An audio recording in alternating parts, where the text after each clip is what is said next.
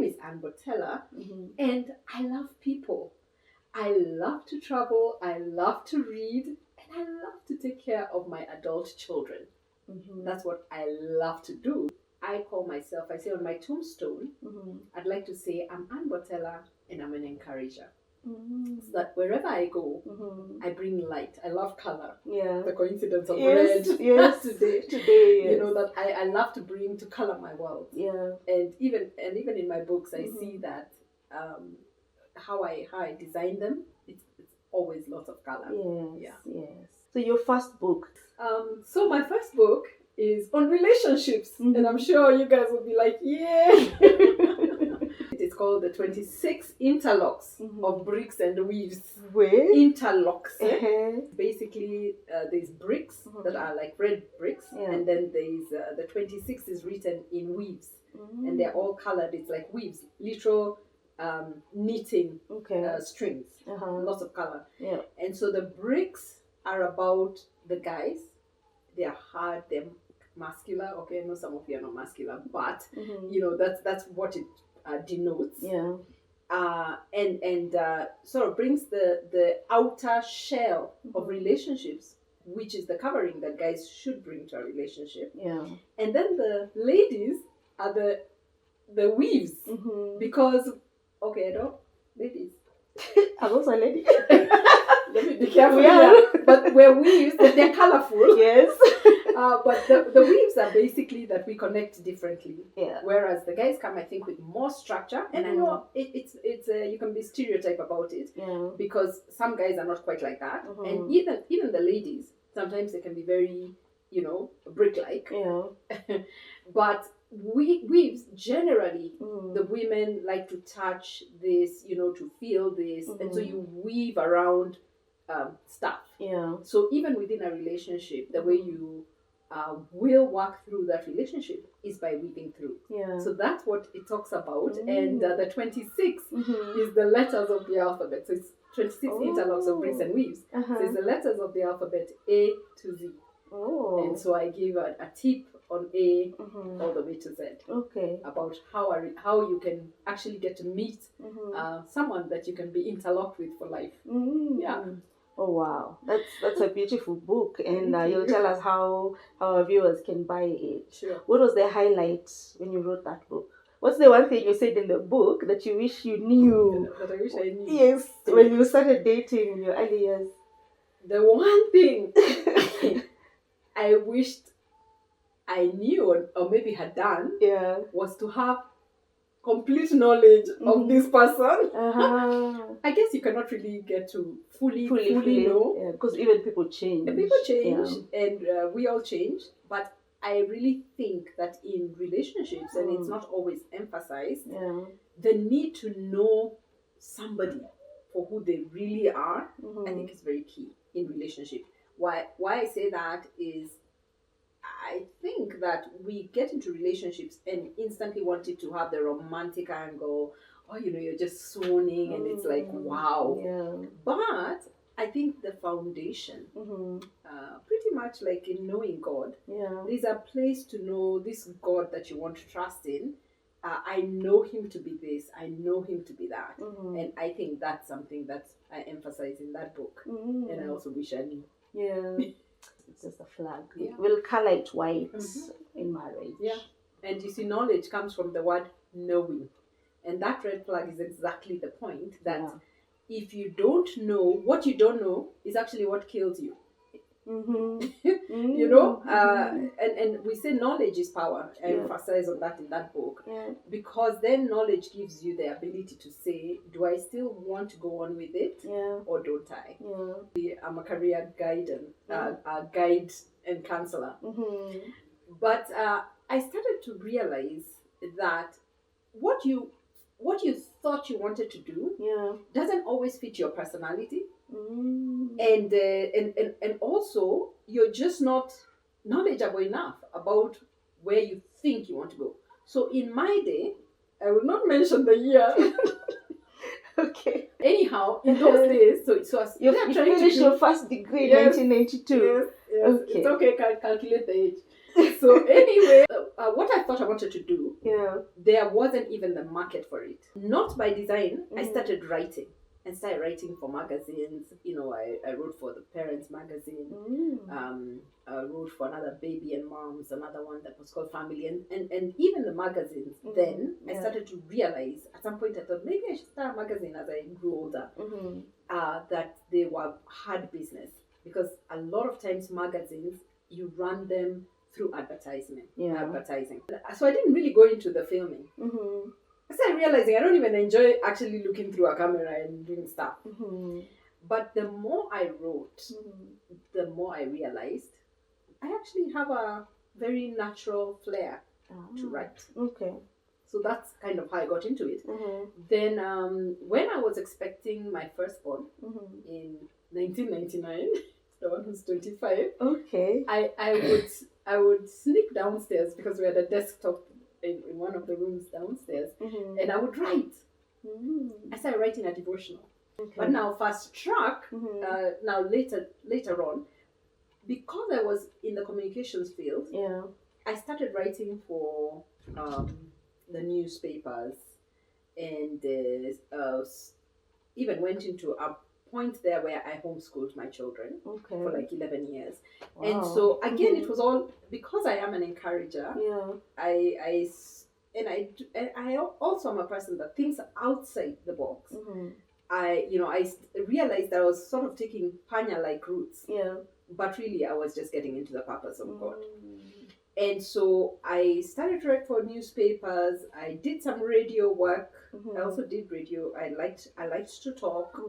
And so I did some radio work for Nation. I did some radio work for Hope FM, for Transworld Radio, and realized in the process that I actually really enjoyed writing. Something I thought I didn't enjoy.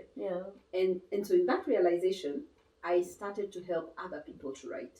I like helping people generally, and because it was something that the industry was proving was suitable to me, I won some awards in writing as I worked for the media house. Then I was like, okay, I think there's something here. And so I'm now landed in writing books, publishing books, editing books, and I enjoy it. Oh wow. Yeah. Who are you? Not what are you doing, but who are you really? Do you even understand yourself? Because if you don't understand yourself, you will do stuff because you are told to do it by your parents, and kudos to the parents. We help our children, but sometimes we don't always realize who are these guys. So what I would first of all say is take a screenshot on who you are, your personality.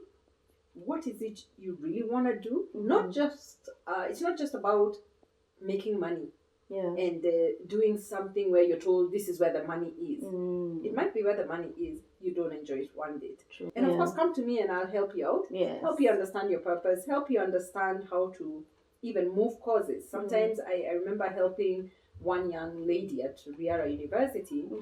What she started with, she was just like, this is not what I really want to do, but this is what I've been asked to do. And I said, well, we would need to get your parents to understand who you really are. It's possible to change things halfway. Of course, you don't want to do that because you feel like it's a waste of time or whatever, those feelings of, hey, nasikia niko wasted. But it's important to have those discussions. I think much more now, even as you're starting university. Can you talk to the students or when they're in high school to find out who they are? I find that for me, communications is two sides of a coin. So I'm primarily a communicator, but I'm also a minister of the truths of God's word. And so I think of myself as being that coin that has two sides. So I can train in communications and I still train in the word.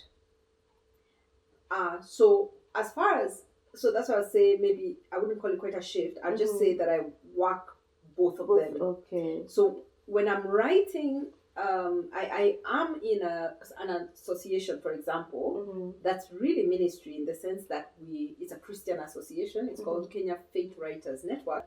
When I am dealing with clientele, I may call it business because then, ministry, it's not that you can't pay ministry staff, but I'd call it business in the sense that then there's a profit coming from it. And that's why I say it's still ministry. And I do it to bring people into the space of you can tell your story. Yes. So again, it's coming from my career side, but then I see that it's a God thing to bring people into their purpose. So I sort of combine it in that way. I like to think of myself as the minister that's sort of giving a service in communications from something that God has laid in my heart and stuff that I've actually studied and enjoyed doing. Yeah. Okay. Or even somebody who has an idea, they're thinking, I need to write my story. I mean, the easiest is usually, I'll write my story from where I've come, how far God has brought me. So where do they begin? From the beginning. By that I mean, I think a lot of us, I'd say we're guilty of procrastinating. Procrastination is a big thing. And also not having self-belief. You just don't believe that what you've put together is, say, book worthy. And so you've got to begin at the beginning by taking what you have and bringing it to a professional. That's what I did with the first devotional I wrote. I put down all these things and then took it to a publisher. And so you've got to lift your assignment and take it to the right person. That's the professional, right? So I would say to the person that you have stuff you've written and you've kind of hidden it. Please bring it out so that we give it to the right people. And I'm one of those right people. And what I do with people, I know one particular client who we're about to start work with. She's written it.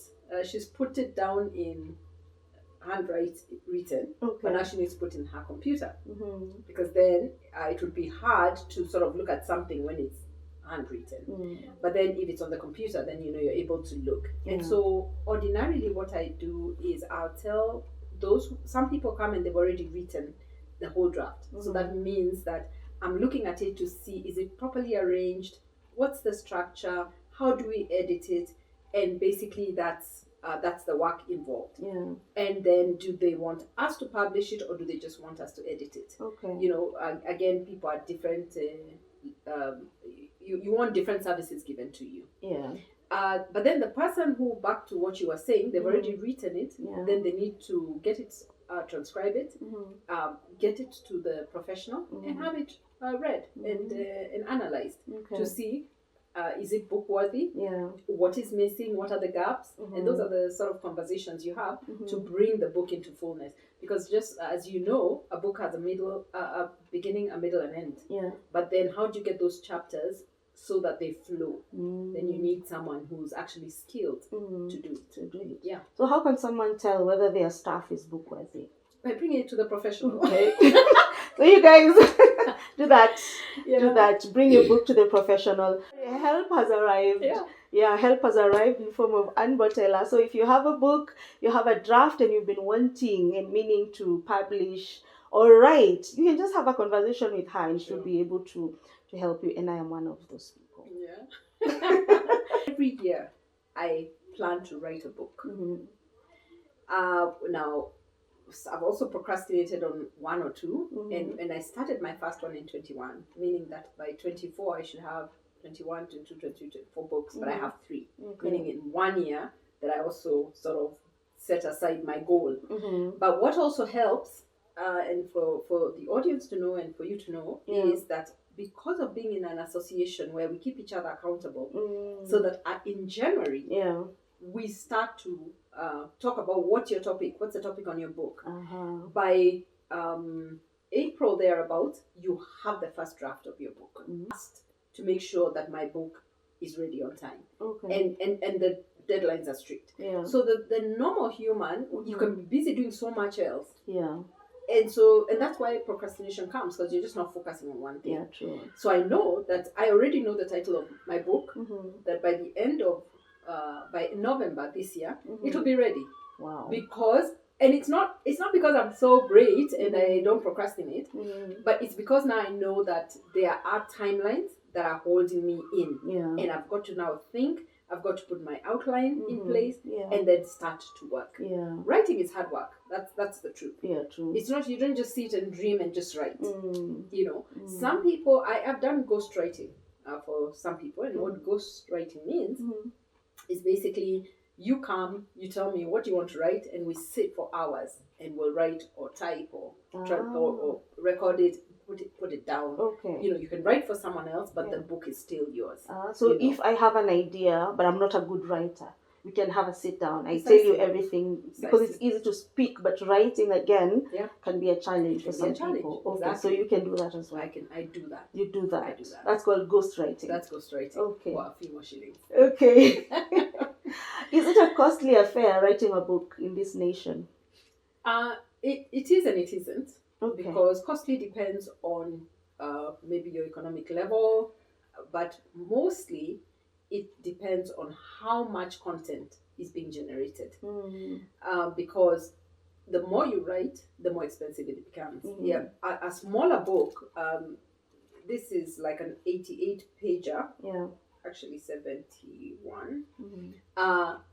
You're writing less. It means everything about it becomes shorter. Yeah. The content is less. Whatever is being edited is also less.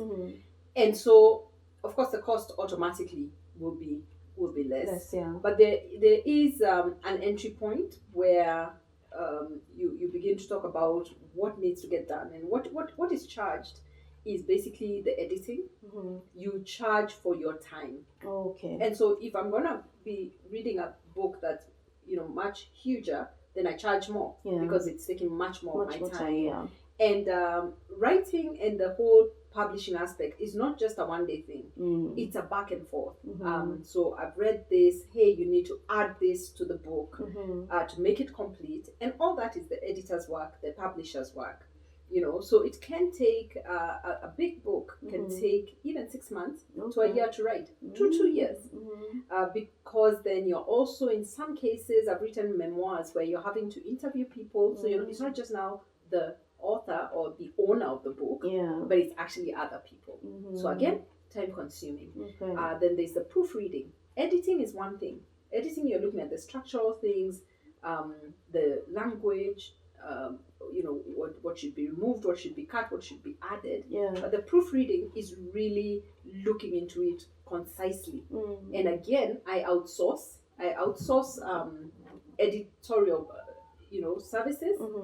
I will edit, but I also outsource. Why? Because when you're the one that's putting the book together, and then you're also the one that's looking at it,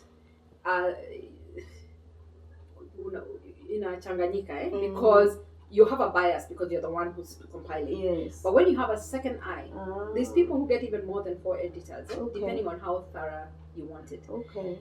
So I'll outsource designers. I'm not a designer myself. I have a design eye, but I don't do the design work per se. Okay. And so I'll outsource a designer. Of course, the printer is outsourced. So that's all that comes into that sort of expense. Okay. So publishing a book then can begin as much as 80. It can go to 100. It can go to 200. Okay. And it all depends on the discussion on the table and what needs to be done. Okay. Yeah. But if we 200, I'm not saying 200 shillings. I'm saying 200,000. Yeah. For a book. For a book, all the way to printing services. Okay. Yeah. Okay. And by let's say for that 200, it's not a sum that you need to bring on the table. No, you pay staggered. You stagger it. You stagger it. And again, you come into negotiation of what is it that you need done, and if we have this length of time to get the book done, what's your budget? And so you work with people where they are at. Yeah. So back to your book, Anchor with a Pen. I love it. Thank you. When I was talking to you about, maybe I didn't read it. Is there a problem with, do we read in Kenya? I have a whole bookshelf. I read. When I get halfway, I start another book. We're indisciplined. I'm like, I got enough of this book. No, we don't have a good reading culture. I think our curriculum has not encouraged reading. That's again neither here nor there. I realized that we were not doing it for the fun of it, but it was for exams. Yeah. So when I think you have a perception in your mind that the end goal is this and this, you can either enjoy the process or you read because with a cause. It's not for fun. So we don't read for fun. I think that's the problem. Yeah. So you just take a book and just read it. You know, you can even skip pages. You know, you're like I don't encourage that. I don't encourage that part. You start from the end. You start from the last chapter. Sometimes I'll say that when I can look at a book and I'm just so curious. I mean, this one is Anchor with a Pen, 52 weekly inspirational thoughts. Yes. And let me just say that when she got her copy, she's just like, I can read through this. And I'm like, no, that's not the plan. That's not the plan. That's not the plan. The plan is to read it weekly. So again, that's a different discipline. Yes. Because then if it's not a daily read, then don't read through. You know, I can't read for tomorrow, today. I'm like, okay, I'm gonna read for the whole month. Like I cover January. You're overly disciplined. But really, it's a weekly book, and I've been telling my friends and some of my clients that no, just read a week, and then meditate on that thought. You know, like for example, let me put on my Sears here. Yeah. Today is what day? Today is week two by the time you're recording this. So we're talking about gifts have a purpose. Take the thought and make it practical. I love practicality. Each person on earth has been uniquely gifted. Gifts are to be stewarded well to serve others. The Bible in 2 Timothy 2:2 in the NIV reads, "And the things you have heard me say in the presence of many witnesses, entrust to reliable people who will also be qualified to teach others." End of scripture. Generations should pass on knowledge as it has been passed. Over time, writing became a skill for which I am thankful that God has helped me to impact others. The mandate for me is to teach others, and I'm glad I have. So all hands on deck. That means you come and make it, practicalize it. What have you been called to pass on to others? May you do it to the best of your ability, knowing it is a gift from God with a purpose. Yeah. And so if you read that for the week, say on Monday, come and read it and ask yourself, what have I been called to do? And that becomes something you're reflecting on for the week. That was the idea of putting this book together. And I have written in my introduction and disclaimed the fact that this isn't a devotional. It's actually inspirational thoughts. For the week. One at a time. One at a time. Okay. Yeah, so that's kind of what I thought about as I wrote it. Yes. But it's in the back of the book, which is called a blurb. B-L-U-R-B. The back of the book is called a blurb. We're learning, peeps. Okay. In my blurb, I've talked about how the Writers Harbor, which is the platform, the virtual platform where I train and publish, has a tagline that's very small. And I've always thought it's so small it cannot be seen. But it's actually the crux of what I do, which is to anchor people with a pen. As a matter of fact, when I began the Writers Harbor, I actually went by a certain scripture, which is at the back of this book. That's Psalm 45 verse 1. And it says, "For the director of music, to the tune of lilies of the sons of Korah, a maskil, a wedding song. My heart is stirred by a noble theme as I recite my verses for the king. My tongue is the pen of a skillful writer." So anchoring with a pen, my tongue is a pen that I speak as I am, and I write as I am, but I've got to write with a pen. Of course, we know we use the computers and all that. But then, so I took the thought of anchoring. I love anchors. and I love being anchored as a person in the things of God, and as a parent, as a friend, you know. And so what I did as I started this book was take a scripture, because it is important as Christians that we are anchored in the Word. In the Word, at the very start, which is just before you get into page 1, or you get into the dedication. Yeah. And by the way, my daughter actually wrote the foreword. Wow, this book. awesome. Hi, Essie, good job. It's good to have your family involved. And all my children, I've written an anchoring thought about them.